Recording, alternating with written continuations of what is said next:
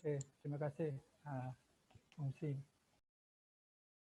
Bismillahirrahmanirrahim. Assalamualaikum warahmatullahi wabarakatuh dan selamat tengah hari dan salam sejahtera. Boleh dengar kah? Kuatkan sikit. Kurang jelas, kurang Jelas. dengar. Kurang dengar. Hello? Okey. Okey. Okey. Okey ya. Dah okey dah. Jadi aku dah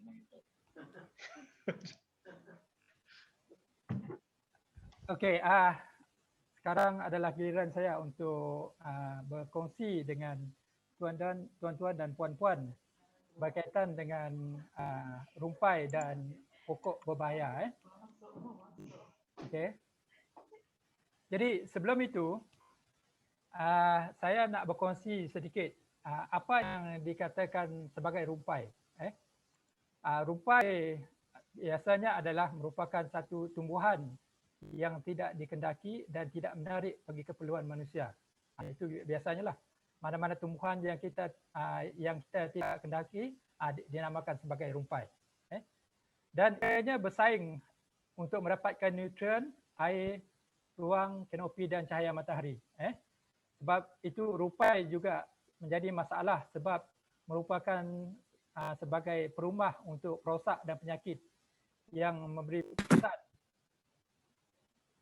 kepada pertumbuhan dan pembesaran tanaman. Kalau kita perhatikan, rumpai seperti yang tadi Cik Eni ada menyatakan, kalau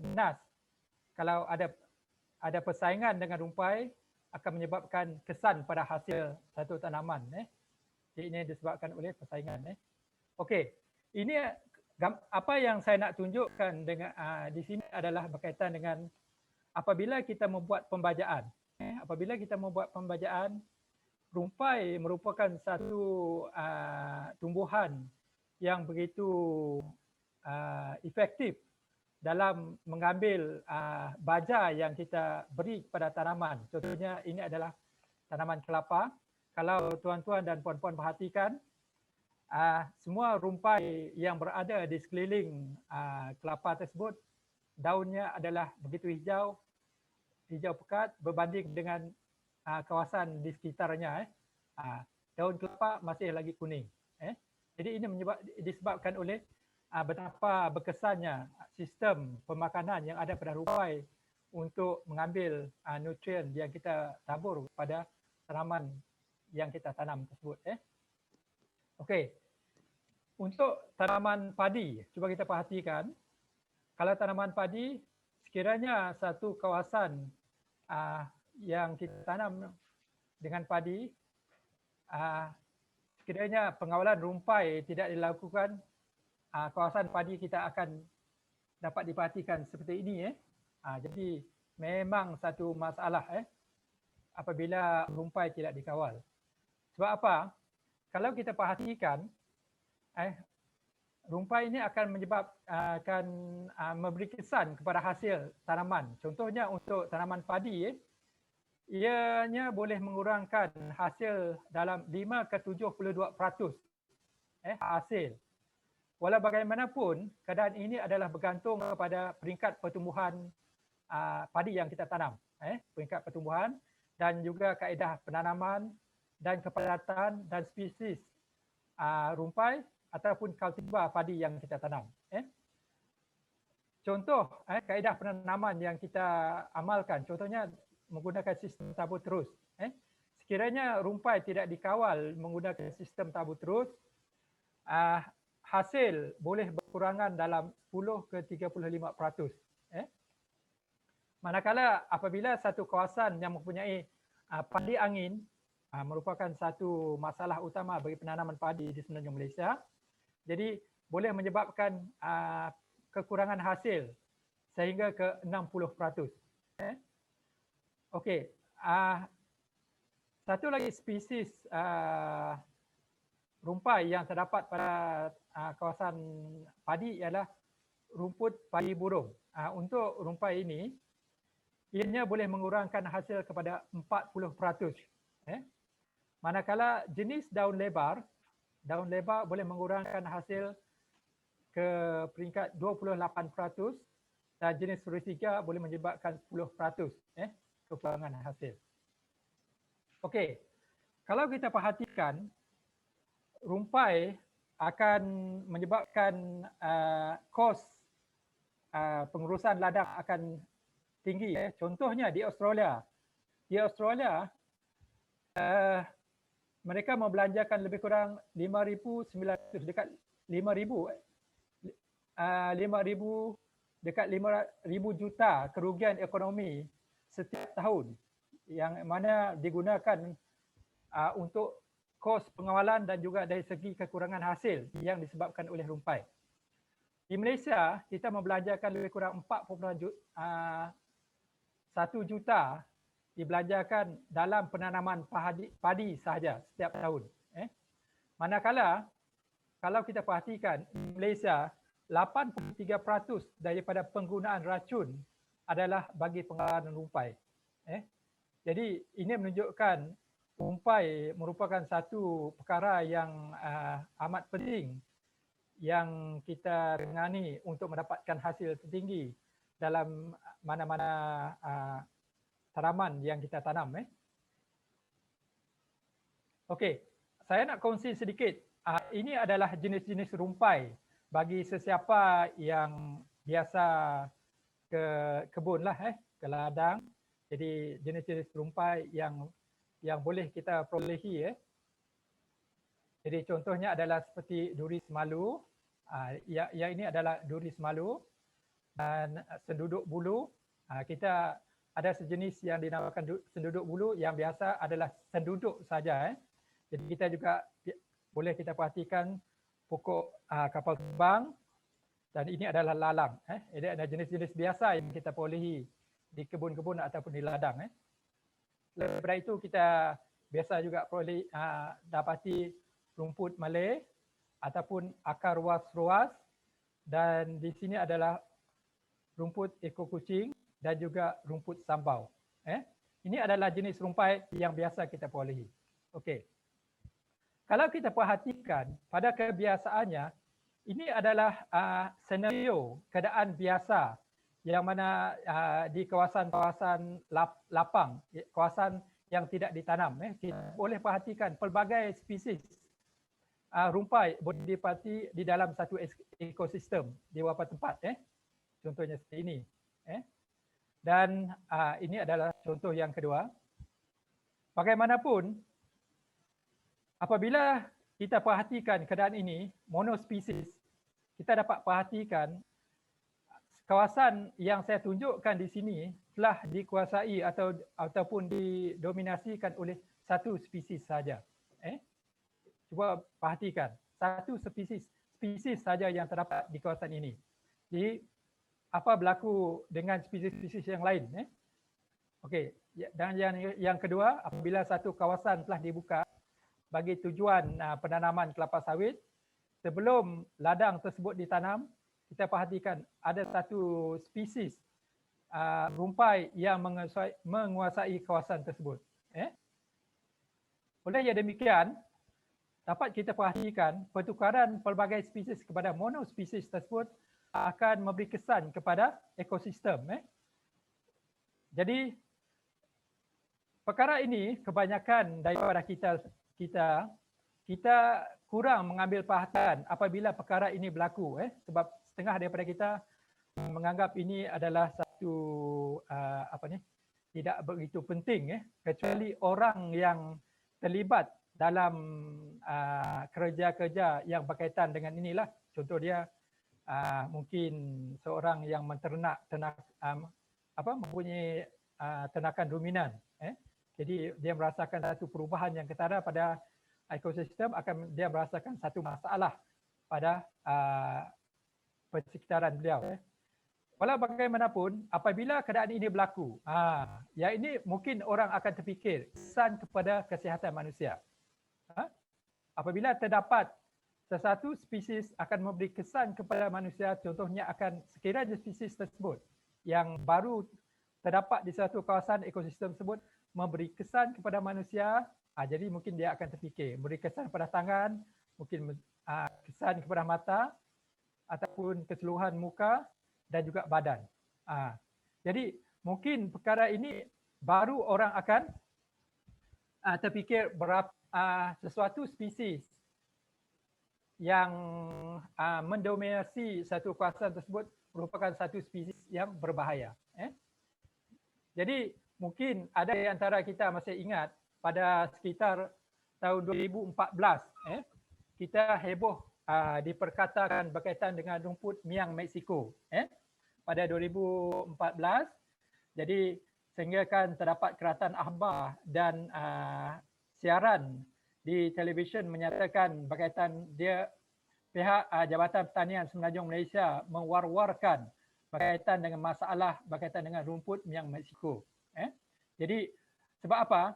Sebab ini memberi kesan kepada kesihatan manusia. Jadi cuba kita pergi apa yang dinyatakan yang dikatakan spesies berbahaya. Spesies berbahaya mengikut Convention of Biological Diversity merupakan spesies ataupun subspesies atau taxon yang lebih rendah, termasuk apa-apa bahagian yang boleh hidup dan membiak yang diperkenalkan atau disebarkan di luar tempat asal pada masa dahulu atau pada masa sekarang. Itu menurut Roger pada tahun 2003. Ia juga dikategorikan sebagai berbahaya sekiranya menyebabkan apa-apa bentuk kerosakan dan juga mana-mana spesies yang memberi kesan negatif kepada bidang pertanian, pembangunan manusia, kesihatan dan kepelbagaian biologi. Manakala Zamdal pada tahun 2007 menyatakan spesies asing berbahaya ini merupakan spesies asing yang tabiatnya menguasai satu ekosistem atau habitat baru dan mengancam kepelbagaian spesies tempatan. Baik. Jadi kalau kita perhatikan spesies ataupun sifat rumpai ataupun pokok berbahaya ini, saya ambil daripada kenyataan yang dibuat oleh beberapa penulis iaitu seperti Kohler dan Locke pada tahun 2001 menyatakan sebagai cepat membiak dengan kuantiti yang banyak. Manakala ia juga menguasai dan memusnahkan spesies tempatan. Mengikut Ortega dan Paulson pada 2005 dan mengikut Callaway dan Radino pada tahun 2004, ia nyatakan sebagai dia dapat menguasai dengan cepat dan memberi kesan kepada pelbagai tumbuhan. Baik.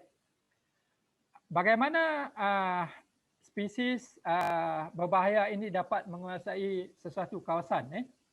Jadi ini berlaku disebabkan oleh ianya akan mengeluarkan yang dinamakan sebagai alilopati, iaitu bahan toksik yang memberi kesan kepada tanaman lain. Melalui alilopati ini, iaitu akan mengeluarkan satu bahan kimia yang dinamakan alilokimia yang memberi kesan kepada percambahan, pertumbuhan dan pembiakan tanaman lain. Kemudian alilokimia ini dibebaskan ke persekitaran melalui daun, bunga, dengan juga kulit dan ranting tanaman berbahaya tersebut. Jadi pembebasan alilokimia ini adalah bergantung kepada kelembapan tanah, suhu, cahaya, kandungan nutrien tanah dan juga mikroorganisme yang terdapat di dalam tanah di kawasan tersebut. Baik. Untuk makluman saudara dan saudari sekalian, di peringkat kebangsaan, kita telah mempunyai satu dinamakan sebagai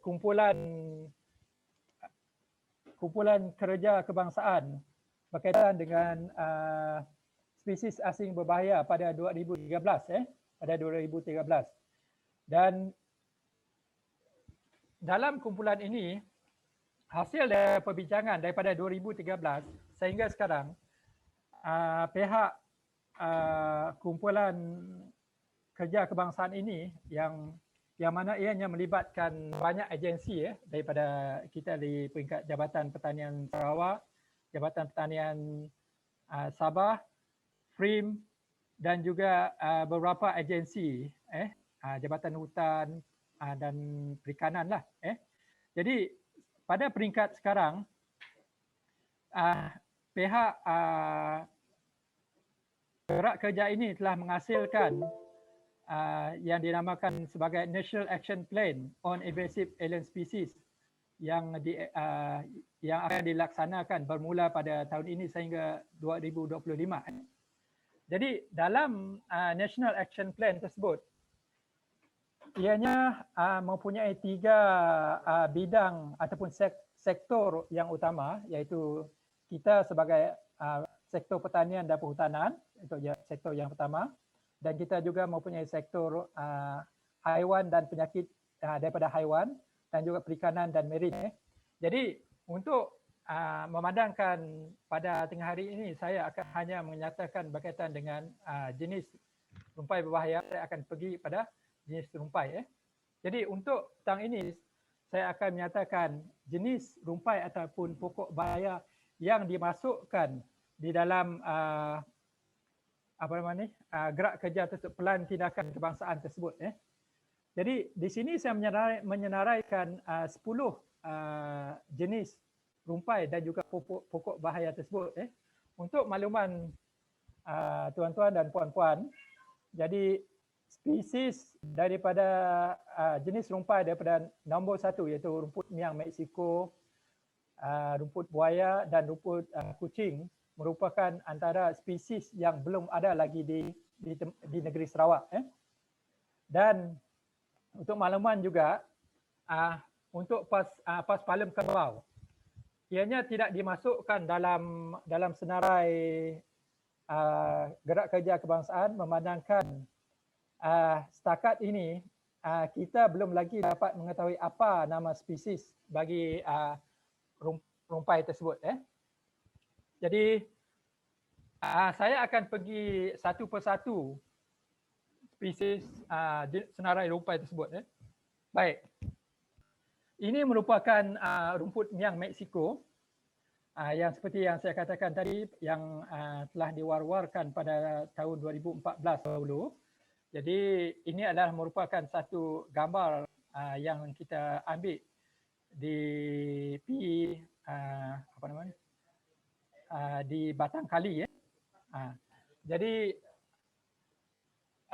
rumpai ini ianya mempunyai tumbuh menegak dan mempunyai dahan yang banyak, boleh mencapai ketinggian dalam 0.5 ke 1 meter, dan batang berwarna hijau dan ditutupi bulu-bulu halus. Jadi pada peringkat awalnya agak payah untuk membezakan rumput miang Meksiko ini. Jadi pada peringkat terakhirnya, ianya seakan dapat dibezakan, ia seperti pokok cantik manis. Itu dia. Pokok cantik manis. Yang membezakan pokok ini dengan cantik manis ialah daripada segi jambak bunga tersebut.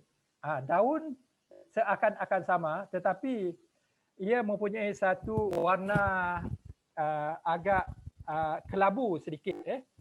Jadi setakat seperti yang saya katakan tadi, rumpai ini belum ada lagi rekod di Sarawak, dan seperti yang saya tunjukkan tadi, ia memberi kesan gatal kepada manusia, dan juga bukan setakat manusia, dan juga ternakan ruminan yang memakan. Dan ini adalah rumpai yang kedua, iaitu rumput buaya ataupun alligator weed. Jadi rumpai ini ianya boleh terdapat di persekitaran berair dan juga kering. Jenis daun lebar, mempunyai ruas batang yang pendek, dan disebabkan rumpai jenis ini boleh tumbuh di kawasan yang berair, apabila kita potong, ianya mempunyai rongga pada setiap ruas batang tersebut. Jadi setakat ini belum ada rekod lagi di Sarawak, dan masalah pada rumpai ini, ia boleh menyebabkan menyekat pergerakan air dalam parit ataupun sungai. Dan yang ketiga ialah rumput kucing ataupun Crompton weed. Jadi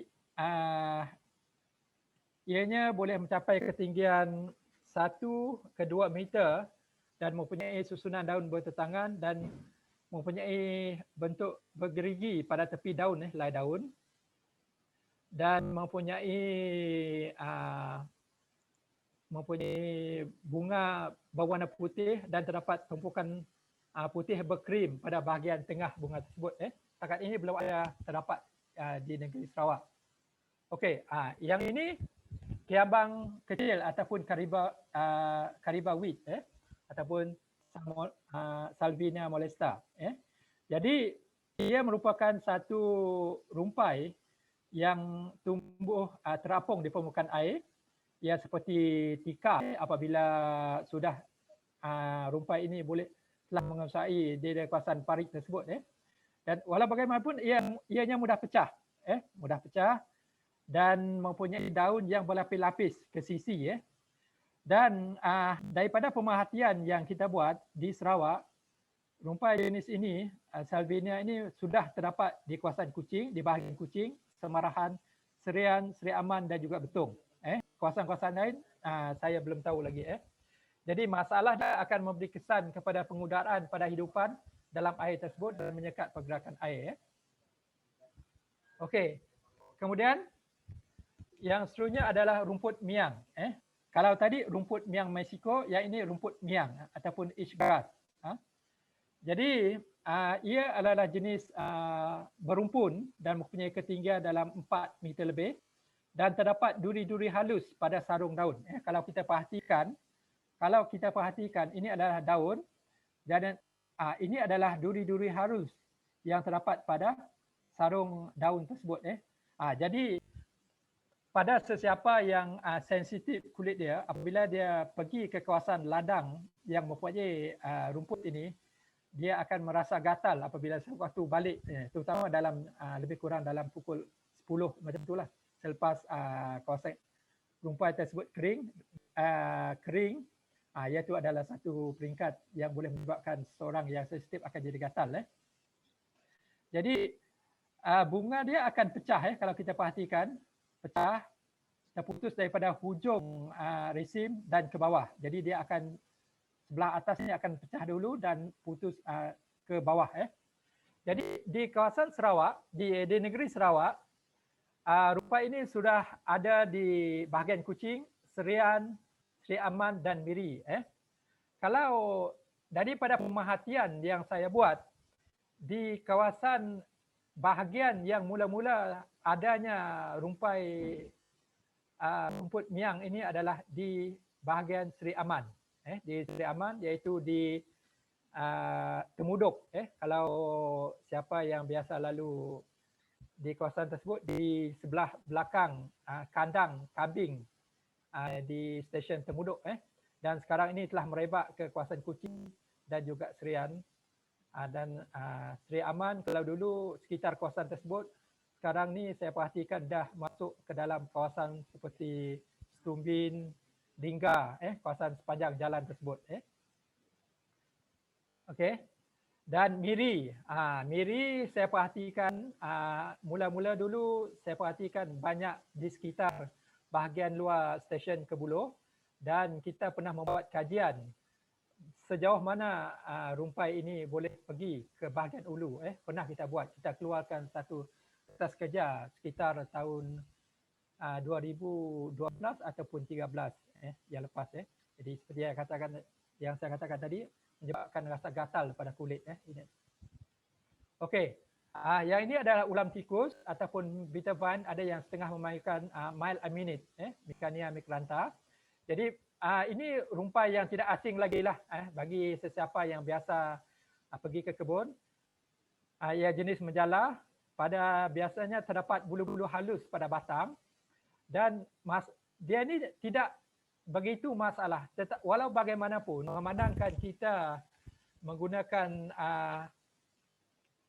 senarai yang dikeluarkan di peringkat kebangsaan, jadi peringkat kebangsaan masih lagi memasukkan ulam tikus sebagai rumpai berbahaya, jadi kita kena ikutlah. Jadi memang mudah didapati.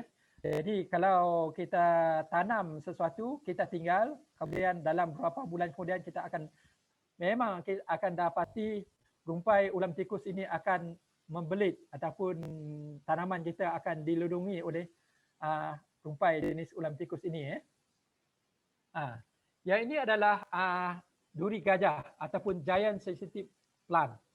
Jadi kalau kita perhatikan semalu dia sebenarnya ada 3 jenis seperti yang saya tunjukkan gambar yang ini adalah jenis yang pokok ataupun Mimosa pigra.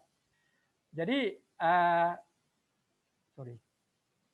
jenis pokok yang boleh mencapai ketinggian 6 meter. 6 meter ketinggian dia dan mempunyai daun jenis bipinnate dan satu daripada segi masalah bagi pokok gajah ini ialah ianya mempunyai duri yang tajam pada setiap rakis pada daun tersebut. Oleh yang demikian, mana-mana ternakan ruminan, mana-mana ternakan ruminan seperti lembu, sekiranya mereka lalu ataupun melalu di bawah pokok ini, dia akan tersangkut. Sebab apa? Dia akan duri tersebut akan mencekam. Jadi dia tak boleh nak mundur, dia tak boleh nak bergerak ke depan. Itu masalah. Jadi di Sarawak dulu kita ada pernah menghadapi masalah ini di Miri, iaitu di stesen Kadabungan. Stesen Kadabungan. Jadi sekarang ni saya tak pastilah. Yang ini petai belalang, jadi tidak asing lagi. Okey, pokok yang boleh mencapai ketinggian 10 meter, mempunyai daun jenis bipinnate.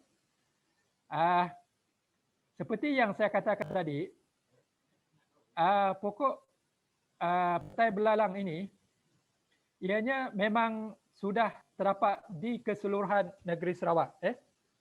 Keseluruhan negeri Sarawak, dan masalah untuk petai belalang ini adalah ianya sukar untuk dikawal.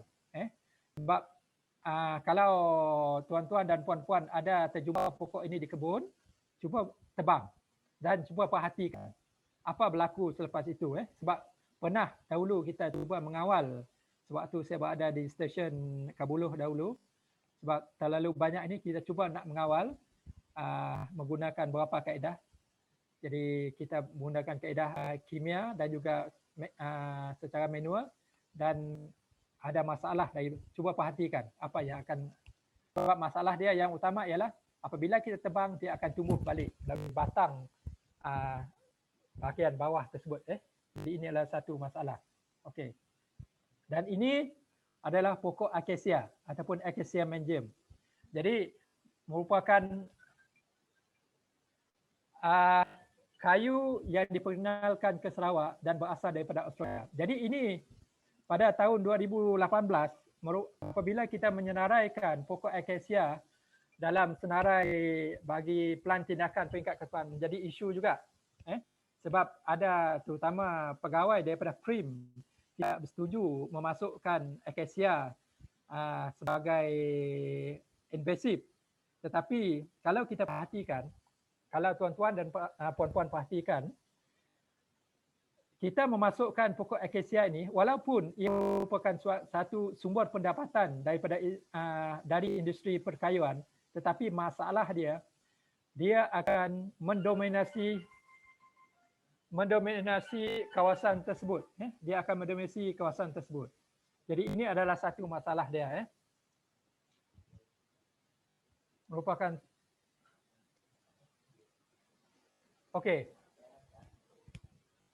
Okey, ini adalah spesies yang terakhir iaitu Paspalum kerbau. Sehingga sekarang untuk makluman tuan-tuan dan puan-puan, kita belum dapat lagi mengenal pasti nama saintifik bagi rumpai ini. Jadi ia jenis berumpun dan mempunyai bunga jenis panicle dengan kepanjangan rakis lebih kurang 3 ke 30 cm.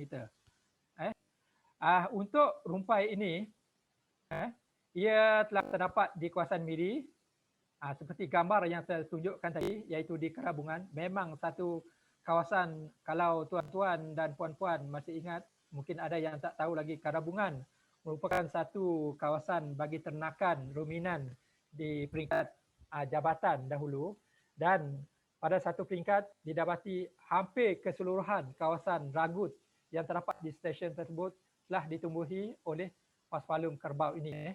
Jadi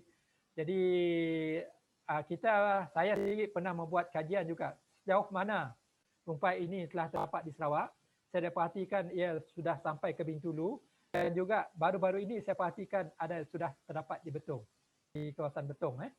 Jadi masalah yang saya perhatikan ianya susah untuk dikawal walaupun kita menggunakan racun. Ini satu masalah cabaran apabila rumpai ini telah terdapat di satu kawasan kita. Masalah untuk dikawal. Baik.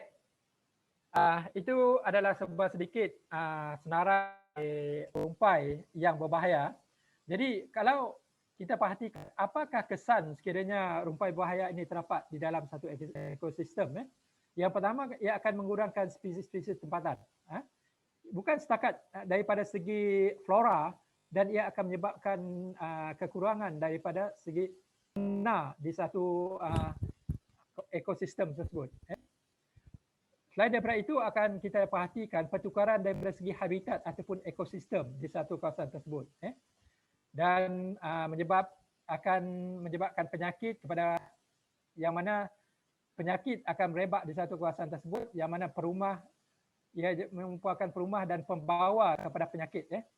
Tidak mustahil satu hari nanti akan berlaku penghasilan hybrid baru hasil daripada kacukan daripada hybrid baru dengan hybrid yang tempatan.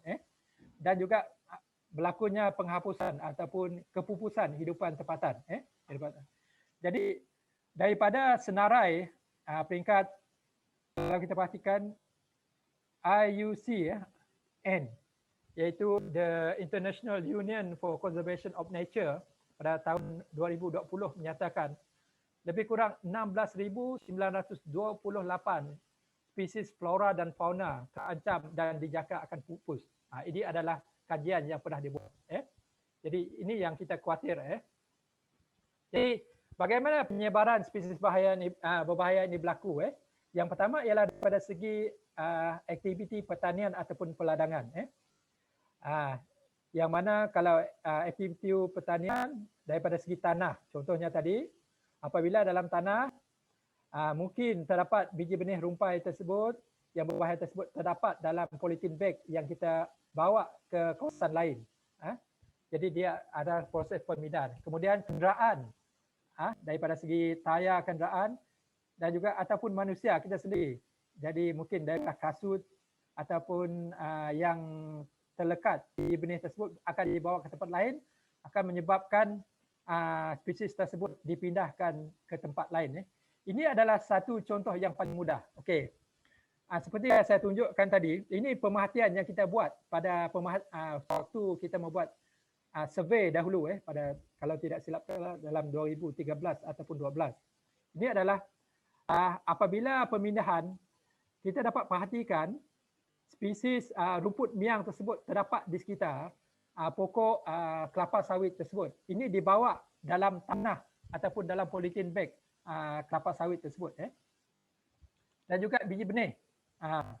Jadi mungkin apabila biji benih yang tercemar, mungkin akan terdapat biji benih spesies-spesies yang kita tidak ketahui akan dibawa masuk.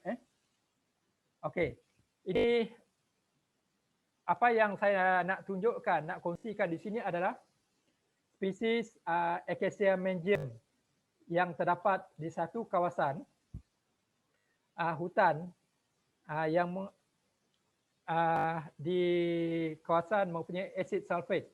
Ini yang saya katakan satu senario yang agak berbahaya. Sekiranya Acacia mengium sudah boleh tumbuh di kawasan acid sulfate, ini kan pula tanah yang biasa. Jadi ini adalah satu perkara yang perlu kita fikirkan.